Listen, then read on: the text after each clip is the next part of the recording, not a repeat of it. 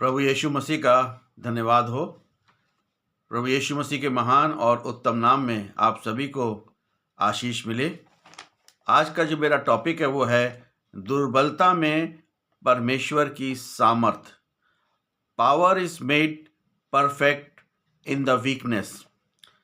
दूसरा करंथियों उसका 13 अध्याय और उसके 4 पद में इस प्रकार से लिखा हुआ है, क्योंकि सचमुच वो निर्बलता के कारण क्रूस पर तो चढ़ाया गया, फिर भी परमेश्वर की सामर्थ से जीवित है। हम भी तो उसमें निर्बल हैं, फिर भी परमेश्वर के उस सामर्थ से जो तुम्हारे लिए है, हम उसके साथ जिएंगे। ये एक बहुत बड़ी प्रतिज्ञा है जो पौलुस यहाँ पर लिख रहा है। और यीशु मसीह के बारे में पौलुस कहता है, यद्यपि वह कमज़ोर दिखाई दिया पर क्रूस पर मारा गया, लेकिन वह परमेश्वर की सामर्थ से तीसरे दिन मुर्दों में से जीवित हो गया। और यही पुनरुत्थान है, यानी कि मुर्दों में से जी उठना। कमज़ोरी में सामर्थ है। यीशु मसीह का जो पुनरुत्थान है वो मृत्यु पर विजय है, और यही सबसे बड़ा सुसमाचार है।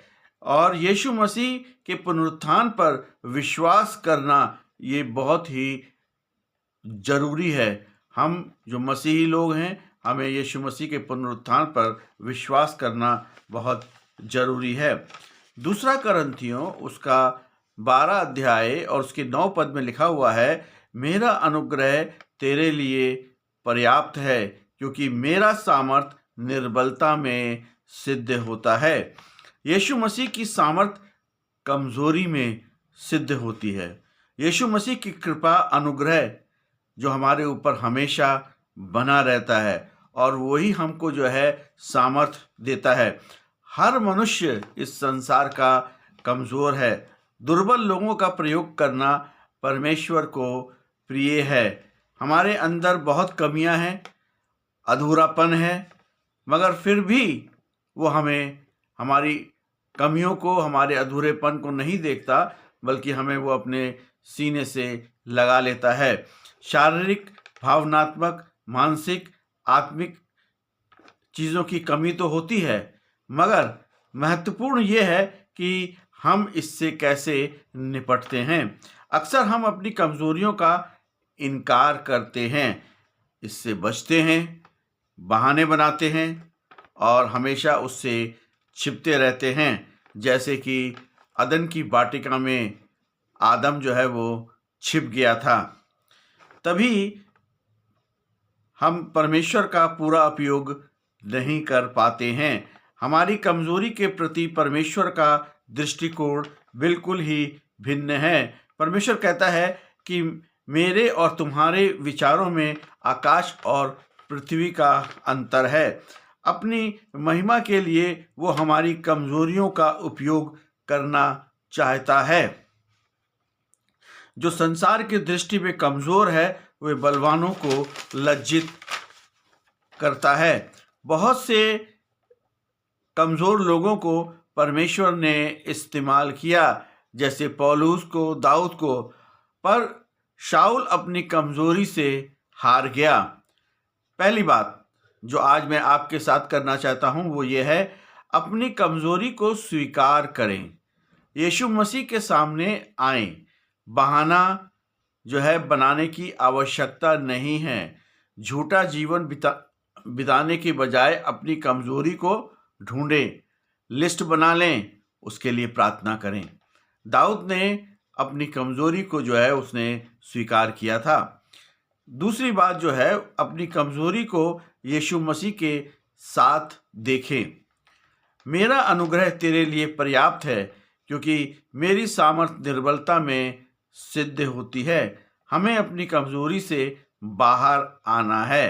पौलुस कहता है, क्योंकि जब मैं निर्बल होता हूं तभी बलवंत होता हूं। गिदोन ने 32,000 सैनिकों को एकत्र किया। शत्रु के पास 1,35,000 सैनिक थे, और परमेश्वर ने सिर्फ 300 सैनिक से उन्हें मार दिया।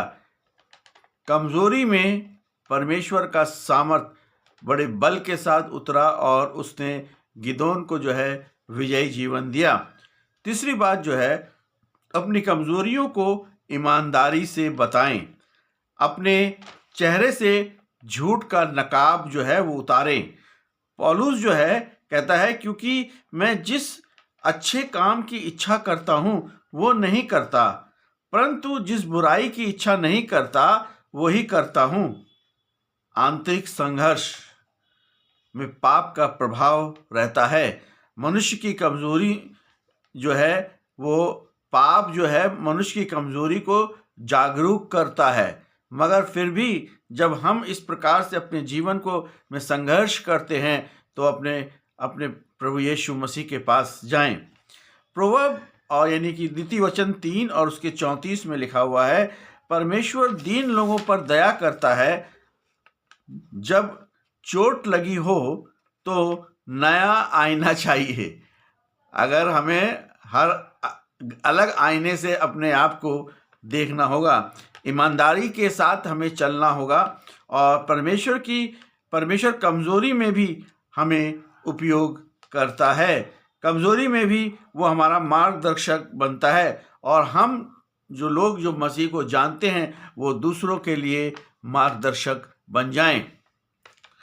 चौथी बात जो है, अपनी कमजोरी की महिमा करें। हृदय को यीशु मसीह की स्तुति से भर लें। पवित्र आत्मा कमजोरी में मदद करता है। एक दूसरे के साथ फेलोशिप करें। हमें एक दूसरे की आवश्यकता है। मूसा जो था वो कमजोर था और उसका जो स्वभाव था वो उग्र भी था और उसने मिस्री व्यक्ति की हत्या कर दी। चट्टान से जब बात करने के लिए कहा के बजाय उसने चट्टान पर जो है डंडा मारा और 10 आज्ञाओं की पट्टियां जो थी उसने तोड़ दी। फिर भी परमेश्वर ने कहा कि पृथ्वी भर के रहने वाले सब मनुष्यों से वो नम्र है। गिदोन जो था वो उसके पास असुरक्षा की भावना थी, परमेश्वर ने उसे शूरवीर बना दिया। अब्राहम ने डर करके अपने बचने के लिए सारा को 2 बार अपनी बहन कहा, परमेश्वर ने उसे विश्वासियों का पिता बना दिया। कमजोर सब हैं मगर समर्पण के साथ हमें आगे बढ़ना है। अपनी कमजोरी को हमें प्रभु यीशु मसीह के चरणों पे रखना है और उससे कहना है कि प्रभु यीशु मसीह आइए, अपनी पवित्र आत्मा को हमें दीजिए और हमें बलवंत बनाइए। प्रभु यीशु मसीह पे विश्वास करें। प्रभु यीशु मसीह से अपने पापों की क्षमा मांग लें। प्रभु यीशु मसीह से अपने पापों का पश्चाताप कर लें और यीशु मसीह को उद्धारकर्ता के रूप में ग्रहण कर लें। यही सबसे बड़ी जो है सेवा है और यही सबसे बड़ा इस पृथ्वी का कार्य है। यीशु मसीह आप सभी को बड़ी आशीष दे। आमीन।